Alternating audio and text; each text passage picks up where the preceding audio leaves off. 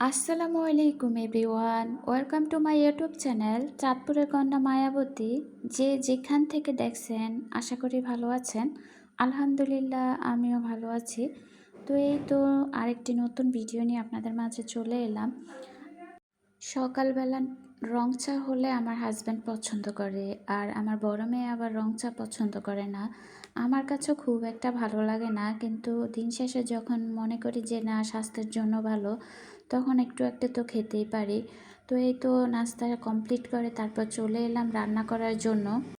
আজকে রান্না করব পাবদা মাছ ভুনা করব, আর হচ্ছে মুরগির গিলা কলিজা চামড়া এগুলো দিয়ে ডাল দিয়ে রান্না করব। তো ফার্স্টে পাবদা মাছ ভুনা করতেছি।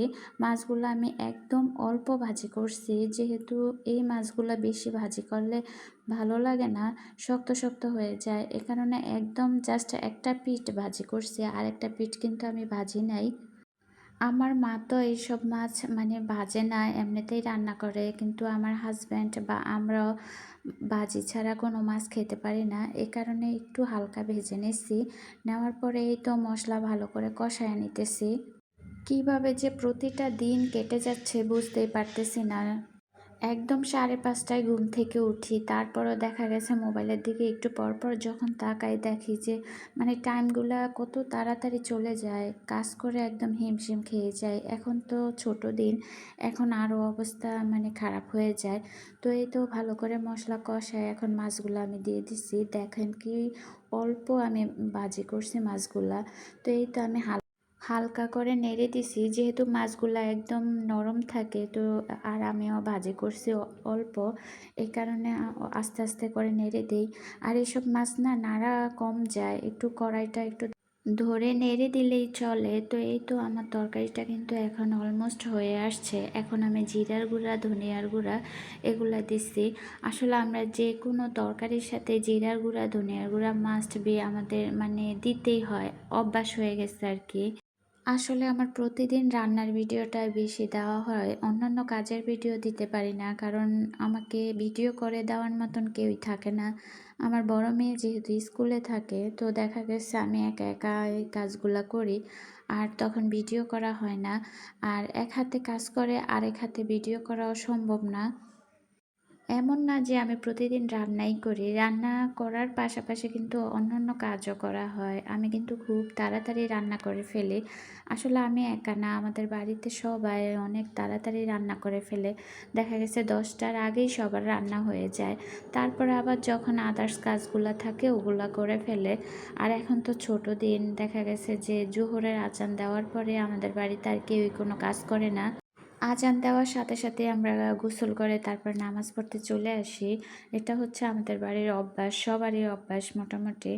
তো এই তো এখন আমি ভালো করে মশলা কষায় নিতেছি। মুরগির হাত পা গিলা কলিজা চামড়া এগুলা দিয়ে ডাল দিয়ে রান্না করব। আর মুরগিটা অনেক বেশি বড় ছিল, মনে হয় যে 5 কেজির উপরে হবে, আমি শিওর জানি না, যেহেতু মুরগিটা আমরা কিনি না। তো সেক্ষেত্রে আমি জানি না এটা কয় কেজি হবে, বাট হবে 5 কেজির উপরে হবে। এই যে দেখেন পাগুলা দেখলেই কিন্তু বোঝা যায় যে কীরকম ছিল মুরগিটা, মানে আমি কাটতে পারি না এরকম ওজন ছিল। তো আমি ফার্স্টে এগুলা ভালো করে কষায় নিতেছি, কষিয়ে এখন ডালগুলো দিয়ে দিছি। আমি কিন্তু এখনও মুরগির চামড়াটা দেইনি। আসলে এখন যদি মুরগির চামড়াটা দেওয়া হয় তাহলে দেখা গেছে চামড়াটা একটু নরম, তো গলে যায়। আমি মুরগির আগে চামড়া খেতাম না, কিন্তু এখন যখন দেখি যে বড় মুরগির চামড়া একটু ভারী থাকে তখন ওই চামড়াটা নেই।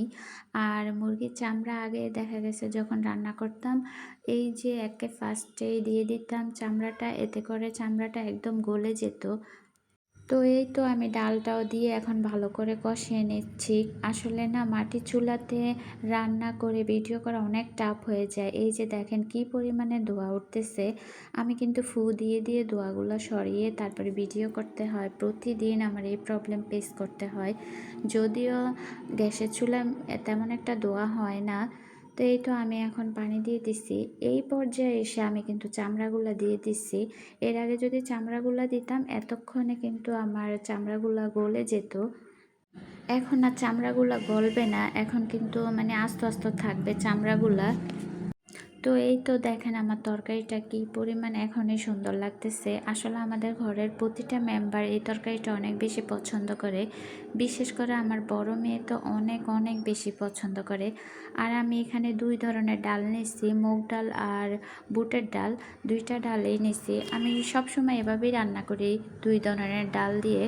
আজকে যখন ভয়েস দিচ্ছিলাম তখন অনেক বেশি সাউন্ড হচ্ছিল। আসলে আমার ঘরটা না একদম মেইন রোডের সাথে।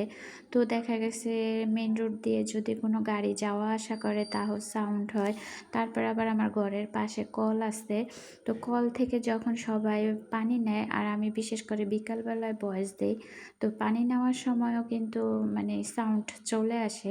তো আপনারা ক্ষমা সুন্দর দৃষ্টিতে দেখবেন। তো এই তো আমার তরকারি কিন্তু হয়ে আসছে। এখন আমি জিরার গুঁড়া, ধনিয়ার গুঁড়া, গোলমরিচের গুঁড়া, তারপর হচ্ছে গরম মশলার গুঁড়া সব কিছু দিয়ে দিচ্ছি। তরকারিটা কিন্তু দেখলেই বোঝা যায় যে কি পরিমাণ মজা হয়েছে। অনেক মজা হয়েছে তরকারিটা। তো এই দিক দিয়ে আমি আবার একদম ফ্রেশ ইলিশ মাছ ভাজি করতেছি। আসলে আজকে কয়েকদিন তো ইলিশ মাছ ধরা নিষেধ ছিল। এখন হয়তো অভিযানটা চলে গেছে। তো আমার বাবা একদম ঘাট থেকে তাজা ইলিশ নিয়ে আসছে। তো এখন এগুলা ভাজি করতেছি। তো এই তো এই ছিল আজকে আমাদের রান্না-বান্না, খাওয়া-দাওয়া। তো আপনারা সবাই আমাদের জন্য দোয়া করবেন। অবশ্যই আমার পুরো ভিডিওটা দেখবেন না টেনে। প্লিজ আপনারা আমার পুরো ভিডিও দেখেন। যারা সবসময় আমার ভিডিও দেখেন তারা অবশ্যই লাইক এবং কমেন্ট করবেন। আর যারা নতুন, নতুন আমার চ্যানেলে আসেন তারা অবশ্যই সাবস্ক্রাইব করে পাশে থাকবেন। আল্লাহ হাফেজ।